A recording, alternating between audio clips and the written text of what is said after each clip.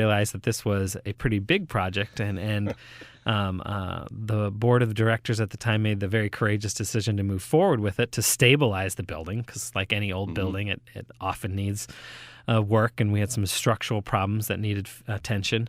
And so we actually closed the building for almost 2 years in the midst of this restoration. And in the mid-2000s, we completed that project, and the house has looked better than it ever has since the Campbells lived there, really. So when visitors come down, they will see restored carpets, wallpapers. The parlor, which is almost 50 feet long, has an amazing series of painted wall and ceiling decoration, hand-painted, in addition, of course, to all the original Campbell objects, artifacts, whether it's silver or china, tables and chairs, artwork, portraits of the family, and so forth. Even their carriages, I might add. Their carriages were left out as well. Very, very cool. I'm looking at a brochure that's in front of me, and I know the listeners can't see it, but just a picture of the home that I believe dates back from 1885. That's correct. And it is just amazing to look at it, and I'd imagine it looks very similar now. Most visitors would be hard-pressed to pick out differences. And the building is very deceptive. When you see it from the front or from the outside, it's rather plain, and it occupies a very unusual shape. The structure itself is only about 30 feet long, 30 feet wide, but it's more than 130 feet long, and it actually has 7 levels in it. Wow. So it's very kind of rambling, very tall, and is actually quite big. I just mentioned that the parlor is about 50 feet long. It's the largest room in the house, but there are more than 30 other rooms in this building. So it really is, by any definition, a mansion, even though from the outside it may not look like it because of this kind of unusual shape that it has. And the rooms are just really magnificent. There's no other place you can go to in St. Louis to get an idea of what the true glory of the Gilded Age, the steamboat era in St. Louis, looked like on the inside. Now, of course, there's many buildings you get an idea of that from the outside, but from the inside, this is not a recreation. It's not a guess. This is the Campbell's house. This is how they lived here. You can see the chairs they sat on. You can hear about what they talked about at dinner, and like we just mentioned, how they got around town, their carriages, and even some of their clothing. It really is the full experience, and that's, I think, what's so neat about it. I know there are a lot of people fascinated. I am very fascinated with that age and that era here in St. Louis, and that's just a great way to kind of experience the whole thing. Not just going to see a place, but getting the whole experience with it, so that's pretty cool. There's a couple of things I want to make sure that we get to talk about, too. Kind of an interesting story that brings us into the present day of the Campbell House Museum. There's a story, an article that I read about some coins. Tell me the story about these coins, these mysterious coins that have been showing up at the Campbell House Museum. Probably beginning about 2.5 or 3 years ago. One day, closing up at the end of the day, I began to, you go out the front door, and we have a gate that we lock every night, and I'm going out to lock up the gate, and there's a $50 on the top step, and I thought, someone must have dropped it. I didn't think anything of it. I threw it in the museum's donation box, and about five days later, there was another one in the same spot. And I began to think, well, that's a bit odd. So I saved it. And over the last 2 years or so, we've collected more than 60 of these $50 that can appear before we open. Sometimes they're out there when we go up. Sometimes there's one. Sometimes there's two. Or they appear during the day. At some point we go out to lock up, and there might be one there. And they kind of come in spurts. Over a period of a month, we might get 4 or 5. And I don't think we've probably had one since May, mid-May, early May. So it's a very unusual phenomenon. We have no real explanation for it, except to say that maybe we have a neighbor, perhaps, who has a whole jar of $50 who think it might be an amusing thing, but it's been a bit of a mystery. We have another mystery that we routinely get mail for the Campbells.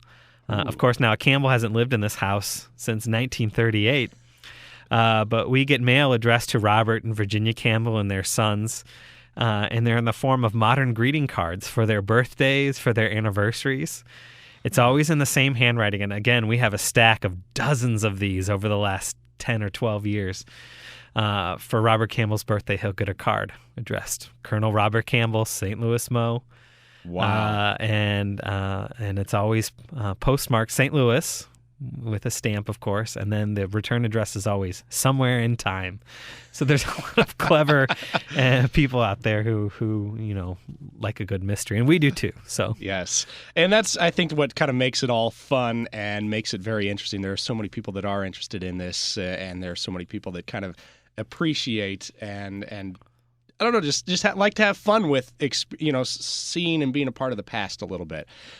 You're celebrating a big anniversary this year. Correct. Tell me about that. The museum has been open for 70 years this year. We opened in 1943. Campbell House Museum welcomed its first public visitor.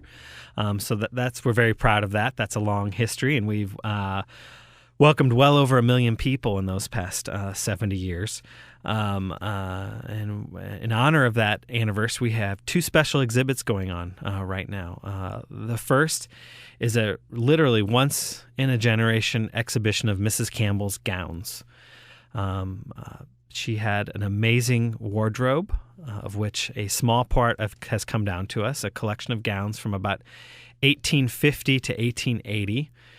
For many years, those were on regular display, but for about the past 30 years, those have been on very limited display. The last time they were displayed was 19 years ago, and they probably will not be displayed for another 20 years. So between now and the end of the year is a unique opportunity to come down and see those gowns in various rooms of the house. And we also have a unique display that complements that of 19th century wedding dresses, an exhibit called The Victorian Bride in our special exhibit galleries. They're not the Campbell's dresses, but of the era, and most of them were worn in St. Louis. You can learn about the brides who wore them, even see pictures of some of the brides. Very cool. So some special treats if you come this year during the anniversary year. How did the museum come to be after the Campbells, the last Campbell passed away? How did the museum come to be after that? Well, to make a very long and complicated story short, Hazlitt Campbell, the last Campbell, left a very complicated legal legacy that required a very long court case. But in 1941, a group of St. Louisans had gotten together with the idea of preserving the house and opening it to the public. At that point, Yale University had inherited the house from Hazlitt's estate. And so they were able to negotiate the purchase of the building from Yale University. And at the same time, the contents of the house were being sold at a public auction. So through public appeal, this group of St. Louisans, who were organized as the William Clark Society, the St. Louis Yale Club, among others, were able to raise about $10,000 to go to that public auction with the effort and thought of opening the house to the public as a museum. So that all began to happen in 1940 and 41, and by the beginning of 1943, the house was ready to open to the public. Wow, very cool. A great story, because I believe I read an article, had that not happened, there's a chance it could have become a parking lot. More than likely, that is exactly what happened. Yeah. Directly across the street is a huge office building, the headquarters of the General American Life Insurance Company, and it was well publicized that they wanted the corner. They wanted some parking there. They wanted some parking. They would have been able to get a good 100 or more cars on that lot. But thankfully, that didn't happen. Exactly. How do you raise funds for it? Is it just through? I'm sure it takes a lot for the upkeep of this building. Is it just through tours and things like that, or? Great question. I appreciate that. We are a private foundation and have been here operating in St. Louis for more than 70 years. Admissions provide a very minimal income for the museum, admissions and programs. And we rely on a membership program to provide most of our funds, just like a lot of the big museums, the Art Museum and the zoo in town do. So our membership really provides the bulk of our support, and we're very grateful to them to providing the funds that we need to keep the building open to the public. Mm-hmm. So, and of course, just donations. People come on a tour and they drop $5 in the bowl, or someone decides they want to write a $100 check or something like that. Those are always appreciated. Very much so. What about volunteers? How else can someone help if they're interested? We have a very active volunteer program. We are a volunteer-driven organization. The museum only has 2 employees, and the bulk of the work at the institution is done by volunteers, whether it's giving tours as docents. Our board of directors are all volunteers. Volunteers run and staff our gift shop. They do our garden work. They help in the office. So there's always opportunities for people. If you have extra time and are looking to do something fun and interesting and share part of our city with other St. Louisans and with visitors from all over the world, it's a fun thing to do. Mm-hmm. If someone wants to do that or make a donation or look into becoming a member, do you have a website that they can go to? We do. They can find us at campbellhousemuseum.org.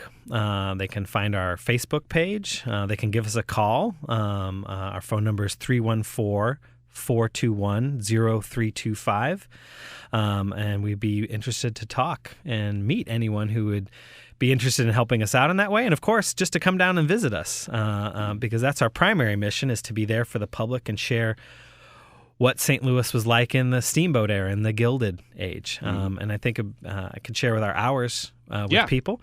We're open every Wednesday through Sunday. Our hours Wednesday through Saturday are 10 a.m. until 4 p.m. and on Sundays from noon until 4. And we're open by appointment on Mondays and Tuesdays. And there's no Wednesday through Sunday. There's no need to make an appointment. Just come to the door and knock on the door, and there'll be someone there to show you around. That's very cool. A really neat St. Louis attraction that especially it's educational yet fun. It's just a really neat thing to go and experience. Before we just have a couple of minutes left, and before we run out of time, I wanted to ask you also about the Urban Museum Collaborative and what that is. About 3 or 4 years ago, we were the very fortunate recipient of a grant from a great organization here in our state called the Missouri Humanities Council. And the goal of this grant was for the Campbell House and 2 other small urban museums, the Eugene Field House and the Griot Museum of Black History, to partner together to try to create a shared series of educational programs. All 3 museums focus primarily on the 19th century and 19th century history in St. Louis, and they each have kind of their own angle. So it was a unique opportunity for us to get together, share ideas, and with the help of some educational consultants, create some great programs for children, educational programs that are geared towards state educational standards, so they're really easy for teachers to use in the classroom. And so we're very excited to be able to do that, and we've actually gotten a lot of great recognition for that. Last year, we received an award from the American Association of State and Local History for this collaborative effort on behalf of our 3 small museums, kind of combining in a way to maximize our resources and share students, essentially. That's students can come to one side and see that you can learn more of the story of St. Louis in the 19th century by going here or doing combined programs and tours. So it's really been an amazing thing for all of us. What a great idea and what a great thing to be a part of. We have about a minute left. Anything that you want to add to those listening that just any last words for them? Please come and visit us. As I mentioned earlier, Campbell House is the only place in St. Louis where you can come inside a building and really experience, and that's a word that we always stress, is experience what it was like to live in the 19th century. Now, of course, the Campbells were very wealthy, and they lived on a very opulent scale.